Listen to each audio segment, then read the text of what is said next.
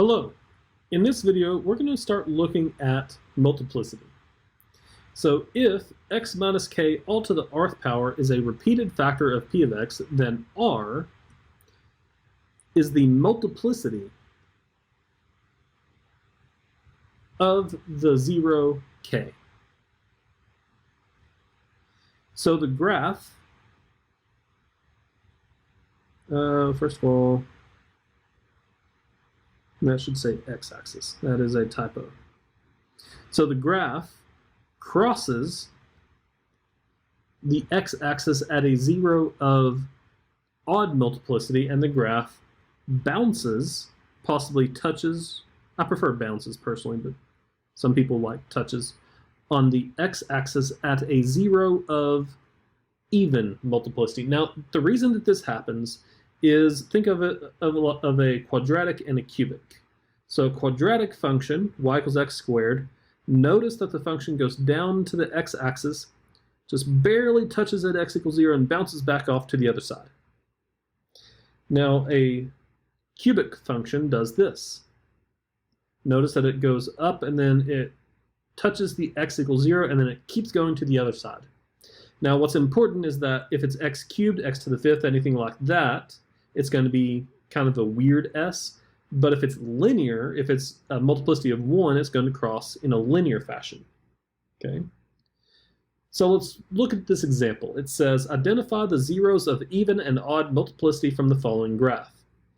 We've actually already identified the zeros. They are here, here, here, and here, because this is the same graph that we saw in the first video in this section. Notice, though, that in these, or for these zeros, the zeros being here, here, here, and here, we can identify what their multiplicities are.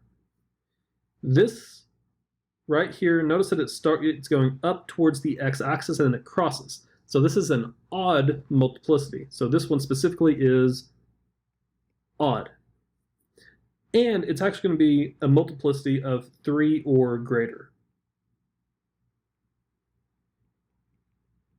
because it looks cubic in this region here. Notice that? Now over here, notice that it bounces off the x-axis, and as a result, that means that it is even multiplicity. And the multiplicity will actually be 2 or 4 or 6 and so on and so forth. Then over here, again, it bounces. So this is even. Again, multiplicity of 2, 4, 6, whatever. And then right here, notice that it crosses. Therefore, this one is odd multiplicity. And specifically, the multiplicity is 1. And the reason that I say that it's 1 guaranteed is because notice that it doesn't do any weird squiggling here as it crosses the x-axis. Therefore, this is a multiplicity of 1. And if we look at this, we can actually determine the degree of this entire polynomial function, or at least the lowest degree that's possible. So this is cubic, and it has to be 3 or greater. This is quadratic, quadratic, and linear. So 3, 2, 2. So 3 plus 2 is 5, plus 2 is 7, plus 1 is 8. So the minimum degree for this function is 8.